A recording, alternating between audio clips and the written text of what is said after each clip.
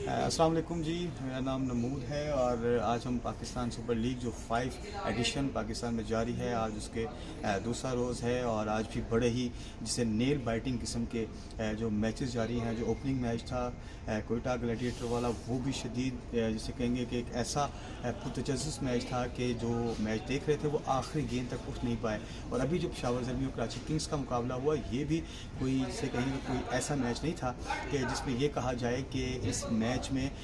खिलाड़ियों ने कोशिश नहीं की या पेशावर ज़ल्मी जानबूझकर हार गई। लेकिन जाहिर है कि कराची किंग का 202 रन्स का जो हदफ दिया गया था, वो हदफ का होना और उसके साथ साथ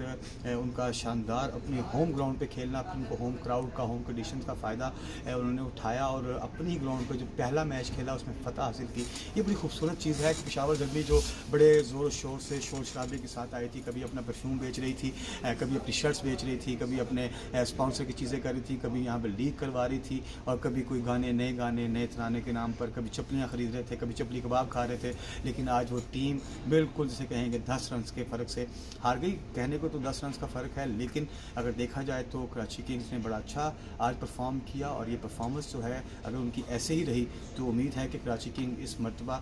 जो फ़तह की जिस डगर पे है, जो उनका स्टाइल था, जो उनका